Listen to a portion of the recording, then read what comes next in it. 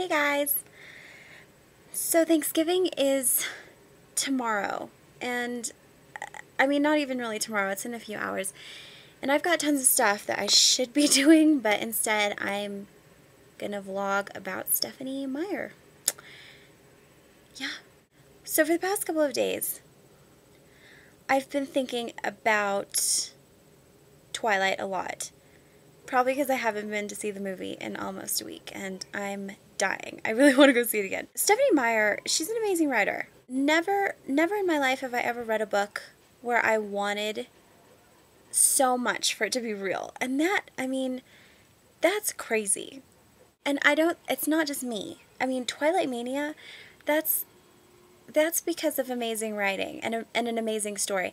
I mean, even Harry Potter, which I loved with all my heart, I remember, you read it and you kind of think to yourself, it'd be cool to be a witch, and go to Hogwarts. That'd be pretty awesome. But I don't think that people kind of long for it the way that they do with Twilight.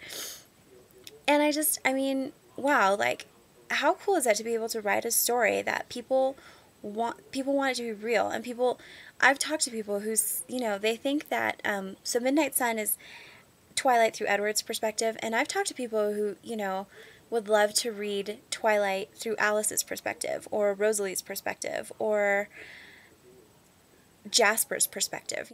I've never read a story that I've ever cared to read it through another person's eyes.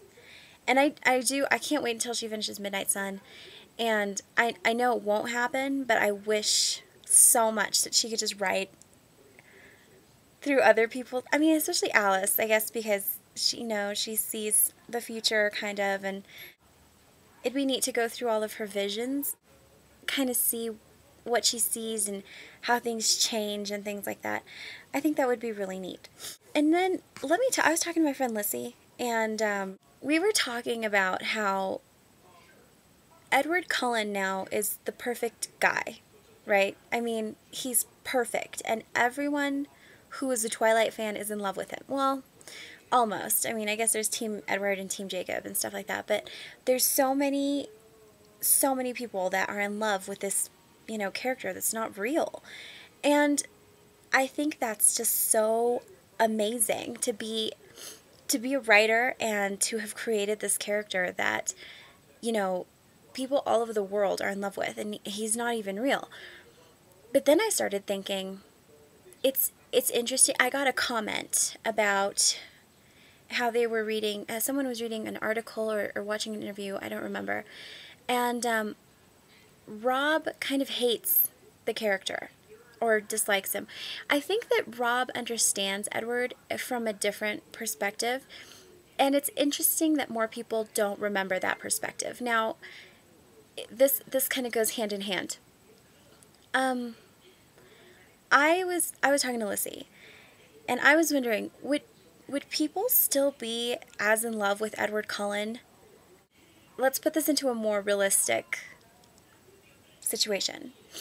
Let's say that the Cullens aren't vampires, they're just normal people, and we'll make them, exceptionally beautiful. They're beautiful. They're the most beautiful people on earth, but they're human. And they don't sparkle in the sun, they don't live forever. They're completely mortal. But we'll give them, they're super smart and they're faster and stronger than the average human being, but not super strength. Would we still love Edward Cullen if instead of a vampire, he was a serial killer? So since he's just a normal person, it's not the smell of Bella's blood that calls him over anymore. It's because, let's say that Bella happens to be the kind of, I think, I don't know a lot about this. I maybe shouldn't even be talking about this at all.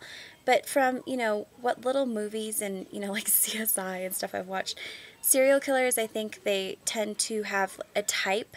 So let's just say that this, Edward Cullen is a serial killer and he has a type, and it just so happens that Bella is that perfect type.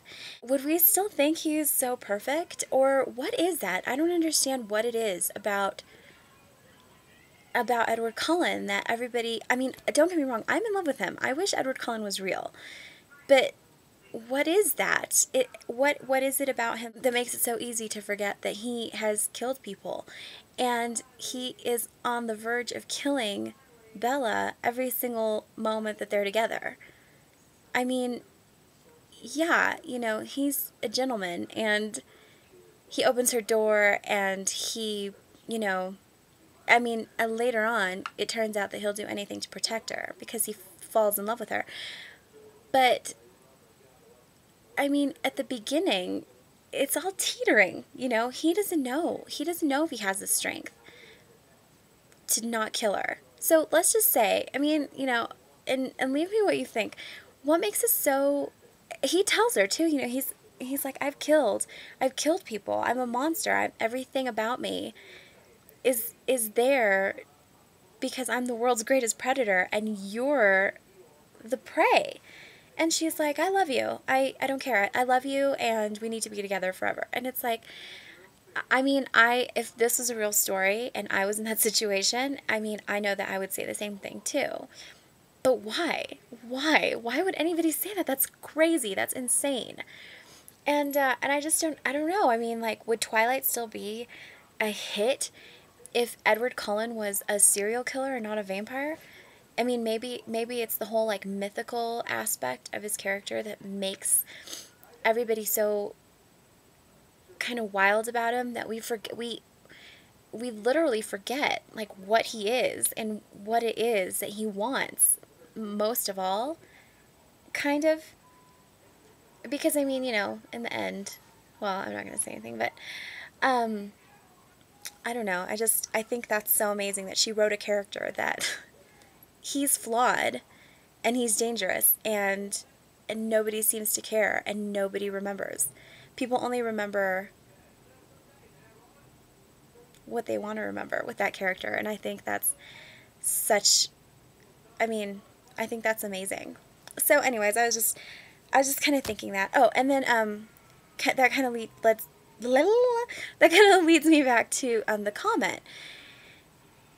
Maybe it's because he's a guy and he isn't in love with this character, and he's like, I don't understand, this guy, he's completely selfish, he's a killer, I mean, there's so many things that are wrong with the situation, and he sees them, and I think that's why he was so great at playing him, because you could really feel the torment. I know a lot of people don't like it, but I thought that you could really feel the torment and the self-loathing. I thought he was really, really good with, playing that and kind of being like, oh my gosh, I love you, but I hate myself for loving you. But it's to the most extreme, right? Being with her every single second, being with it, just him and her by themselves. I mean, that's dangerous, and I think we forget that. I mean, in the whole context of this story, and being around his family, like, that's also dangerous. Being around, the fact that other vampires can come around them and hurt Bella, like, that puts her in danger. Just, I was thinking of how amazing I think it is that the story has these sort of characteristics of